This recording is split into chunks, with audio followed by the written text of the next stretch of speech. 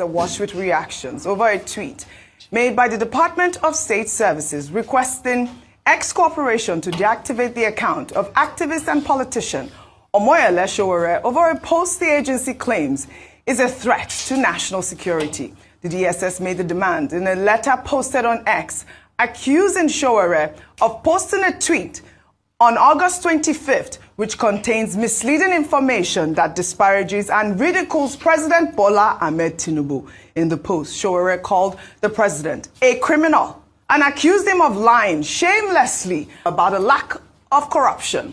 The DSS claims that Sowore's tweet has caused widespread condemnation and could lead to public protests, threatening national security and damaging the country's reputation. The agency also argued that Sowore's post violates several Nigerian laws, including the Criminal Code Act and the Cybercrimes Act, which prohibit false information, hate speech, and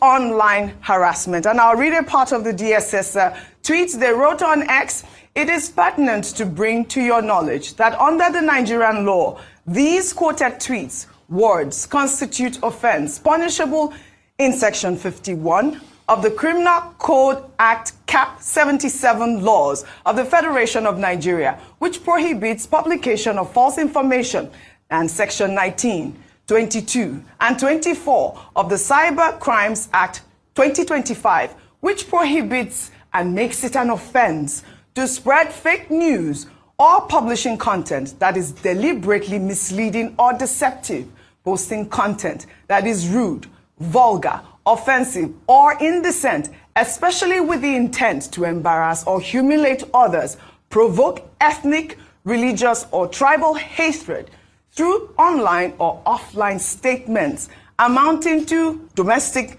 terrorism. Very detailed tweet there by the DSS. However, in a show of defiance, activist Omoyele Sowore vowed not to delete his controversial tweet. He described the letter from the DSS as an act of national disgrace, an assault on institutions, and on common sense.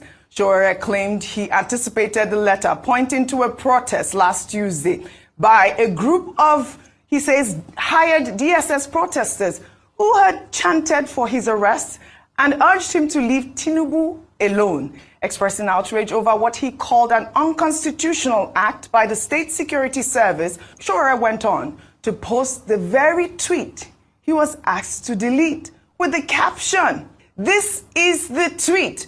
This morning, X, formerly Twitter, officially contacted me about the despicable threat letter they received from the lawless official DSS over my tweet below on Tinubu. One option I will not be taking is deleting that tweet.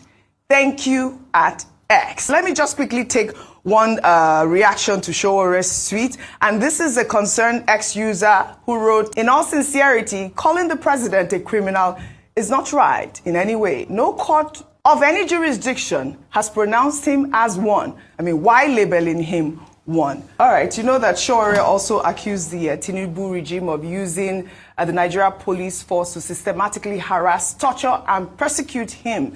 These tweets have gone viral. Rufai, I'd like to just highlight this. The DSS is a secret service institution that investigates crimes against the state. They are also empowered to protect the president. So this might sound really, strange to a lot of people, but however, the DSS is doing their job.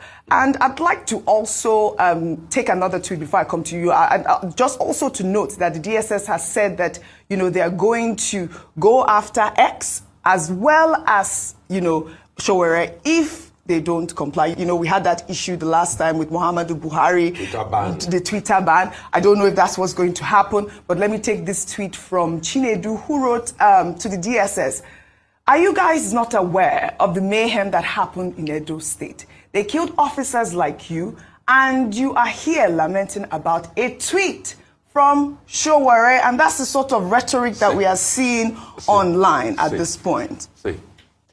I have been a very big advocate of the DSS and what they've been doing in stemming the tide of insecurity. But if I'm going to give honest counsel, this was not the right way to go about it. And this is sad. You see, what they have now done is, a lot of people might not even seen Sowore's tweets.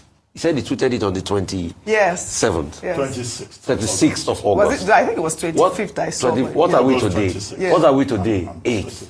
I only knew about the tweets because they started talking about it and the letter they wrote over the weekend. That's when you saw Sowore's tweet. I didn't even know that he tweeted anything of that nature. This is not the way to go about it. Because, you see, we live in a country where, when we want to look at things on the pedestal of fairness, yes, what I would just say is, it wasn't right to have called the president a criminal. You don't have any court judgment to be able to back that up. But secondly, the other part of the tweets, what the president also went to say in Brazil, that corruption is gone. Corruption is not gone from Nigeria. We also know that corruption is not gone. On my point on the DSS, what is happening is the fact that when you start to say, okay, let's cherry pick, people will now ask you, what about what is happening in Edo where NSCDC officials were killed? Why do we talk about? What about the people inciting violence online? Because the DSS statement talked about inciting violence, and the next thing, you are not doing anything. We are in this country when Bayo Ononuga came out openly to say that this should be the last time the Igbo should put mouth in Lagos politics. Right. And he also doubled down on the statement. Why didn't we have a level of control and contrition? So that's why I said going through this route is a route that will not benefit anybody.